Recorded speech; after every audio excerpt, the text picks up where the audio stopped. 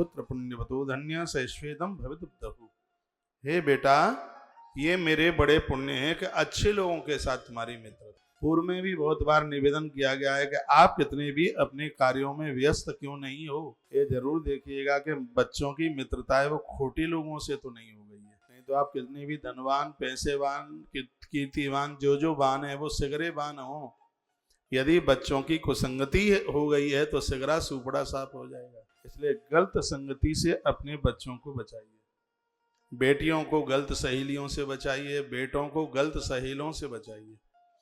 इनको यह जरूर पूछिए कि इनकी मित्रता किन लोगों के साथ है।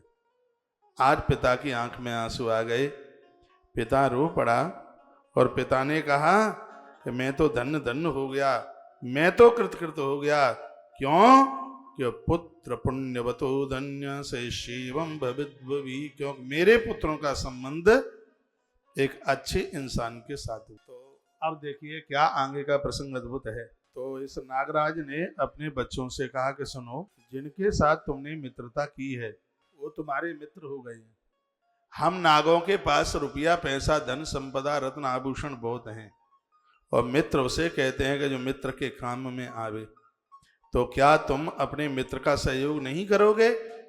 उसको जरूरत हो मृत्यु लोक में तो उसको कुछ रुपया दे दो, जाके कुछ पैसा दे दो, कुछ धन दे दो और उसका सहयोग करो। ये नागराज ने अपने पुत्रों को ये बात कही।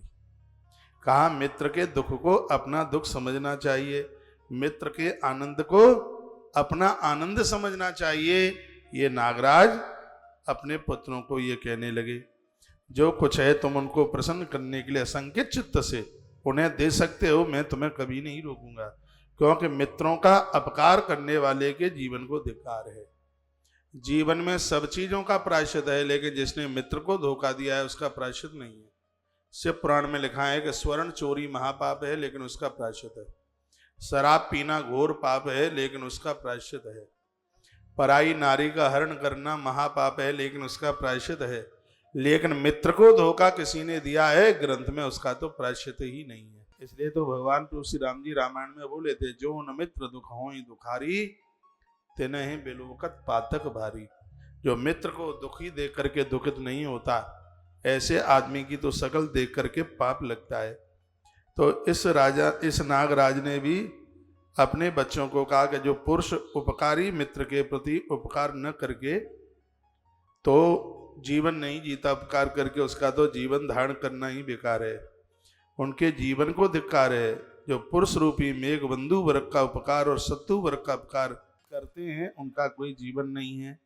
देवता सदाई उनकी उन्नति के साधन में खड़े रहते हैं, वे इस धरती पर एक दूसरे का साथ देते हैं। एक कागज से लिख लो, पेन से कागज पर लिख लो, जो इस धरती पर एक दूसरे का साथ देते हैं, उनका हर काम करने के लिए देवता तत्क्षण उस स्थान पर खड़े रहते हैं।